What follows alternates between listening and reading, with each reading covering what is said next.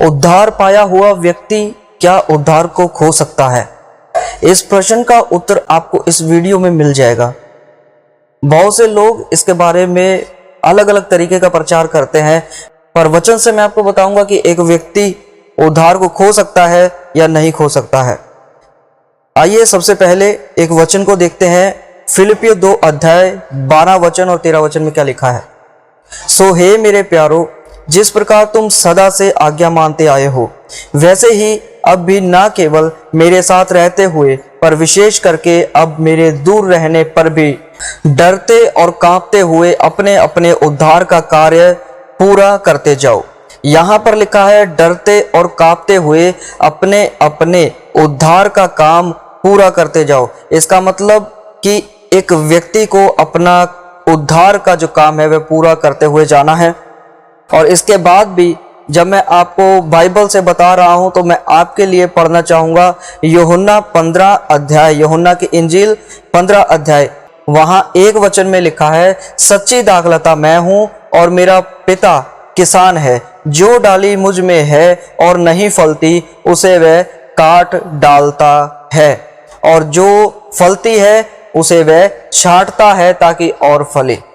यहां पर काटने का अर्थ क्या है? यानी कि एक ऐसा व्यक्ति जो मसीह में तो है, जो दाखलता में तो है, परंतु अगर वह फल नहीं लाएगा, जैसा फल पिता चाहता है, जैसी इच्छा पिता की है, अगर वैसा वह नहीं चलेगा तो वह काटा जाएगा। जो 5 वचन में लिखा है, यहाँ पर अगर आप पढ़ोगे तो आपको मिलेगा, लिखा है मैं दाखलता हूं, तुम डालियां हो।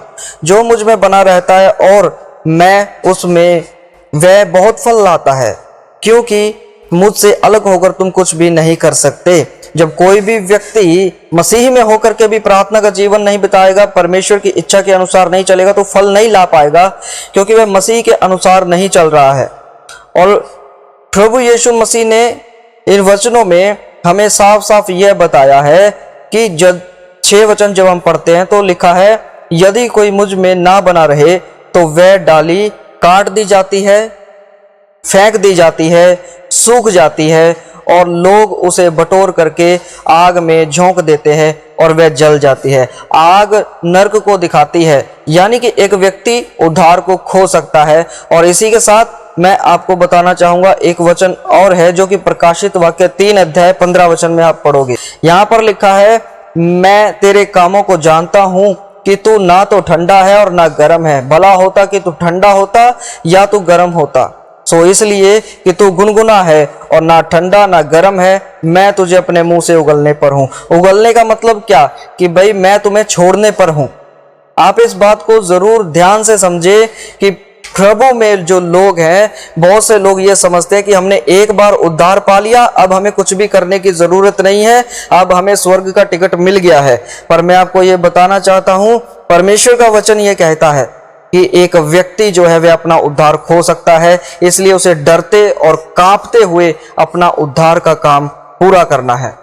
बहुत से लोग प्रार्थना करते करते प्रार्थना के जीवन को छोड़ देते हैं, आराधना करते करते आराधना का जीवन छोड़ देते हैं, उपवास में चलते चलते उपवास करना ही भूल जाते हैं, और सीधी सी बात यह है कि परमेश्वर की इच्छा पर चलना छोड़ देते हैं। और जो कोई परमेश्वर की इच्छा पर नहीं चल रहा है, बाइबल ऐसा बताती है कि वह पाप में चल रहा है। और जो कोई पाप में चल रहा है, इसका सीधा सा अर्थ है कि वह अपने उद्धार को खो सकता है। एक पापी व्यक्ति के विषय में लिखा गया है कि जब प्रभु यीशु मसीह आएगा तो वह उसको नहीं बल्कि एक धर्मी व्यक्ति को लेकर के जाएगा। तो वह पापी व्यक्ति जो प्रभु यीशु मसीह में है, परंतु उसने परमेश्वर की इच्छा को पहला स्थान दिया ही नहीं, तो वह कैसे कह सकता है कि मैंने एक बार उद्धार पा लिया तो सदा के लिए पा लिया? ऐसा नहीं है मेरे प्यारों।